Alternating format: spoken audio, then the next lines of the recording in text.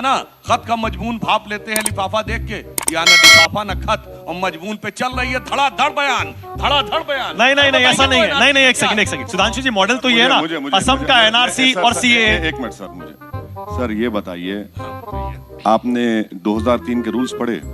It was at this moment that he knew he fucked up. ये फंस गया। आपने पढ़े 2003 के रूल्स सिटीजनशिप के? आपने पढ़े नहीं पढ़े? हाँ बिल्कुल पढ़े। अच्छा तो ये बताइए रूल 4 क्या है? उसमें सिटीजनशिप अमेंड करके देने की बात कही गई। नहीं, गलत कह रहे हैं आप। रूल 4.3 आप नहीं पढ़े सर, मैं आपको रिक्वेस्ट कर रहा हूँ, आप पढ़े लिखे आदमी है बीजेपी में, मैं आपको सबसे काबिल पढ़ा लिखा मानता हूँ। अगर आप ही नहीं पढ़े हैं तो कोई नहीं पढ़ा होगा।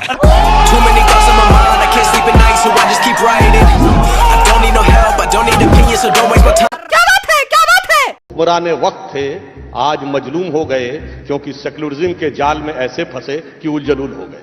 अगर नरेंद्र मोदी सुधांशु साहब को 2024 तक मिनिस्टर नहीं बनाए तो मुझे यकीन है कि बहुत बड़े शायर बन जाएंगे।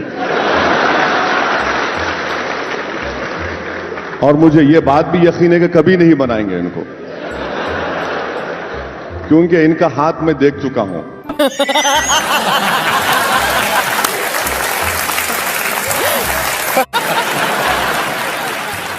दूसरा वाला कंप्यूटर जी एक और भी देखें। आप सवाल करिए, आप अपना ओपिनियन मत दीजिए मैडम। नहीं सर, मैं सिर्फ सवाल ही रख रही हूँ। सवाल करना मैं है, मुझे आपसे दूसरे नजरिए वाले सवाल रख रही हूँ। मुझे ऐसा लग रहा है कि आप नजरअंदाज कर रहे हैं। मैं सिर्फ सवाल रख रही हूँ सर। नहीं मैडम, आप देखिए, मेरी आपसे बड़ी अदबन गुजारिश है कि आप बीजेपी के स्पोक्सपर्सन की तरह कह रही हैं। मुझे आप सवाल करिए, मैं रात भर बैठने को तैयार हूँ। तकलीफ अगर आपको हो रही है तो इससे आप अपने आप को एक्सपोज कर रही हैं कि आप बीजेपी को। अरे कौन भौंक रहा है ये बदतमीज? In the present political scenario, I see him as a neo Jinnah. N-E-O neo Jinnah. N-E-O neo Jinnah. अरे संपित बच्चा है, बच्चों के बारे में नहीं बोलते, बच्चों के बाप से मुकाबला है हमारा, हम बाप को बोल रहे हैं। तो संपित बच्चा है, अभी छोड़िए ना। जब बड़े बात करते हैं तो बच्चों को टाई टाई नहीं करना चाहिए। टाटा, गुड बाय, गया। पीएम अपने आप को फकीर बताते हैं, आप प्रधानमंत्री नरेंद्र मोदी को जालिम बताते हैं। ऐसा क्यों? आप हमेशा उल्टी तरफ क्यों होते हैं? क्योंकि मैं बीजेपी और आरएसएस के खिलाफ हूं, तो जब उनकी मुखालिफत करूंगा तो आपको उल्टी लाइन नजर आएगी।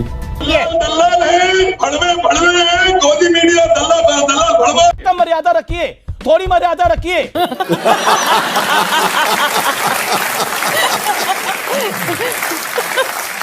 सर क्या आप एक सीधी सी बात मुझे बताइए कि आप कुछ महीने कुछ दिन पीछे जा रहे हैं ओवैसी जी, लेकिन आप 2010 का जिक्र नहीं कर रहे। आप तो कहते हैं कि आप कांग्रेस के भी खिलाफ हैं, आप बीजेपी के भी खिलाफ हैं, लेकिन जब कांग्रेस 2010 में एनपीआर लेकर आई थी तब आपने ये विरोध नहीं किया था। जो मनमोहन सिंह के जमाने में एनपीआर हुआ था, क्या उसमें सिटीजनशिप से कनेक्शन किया गया था?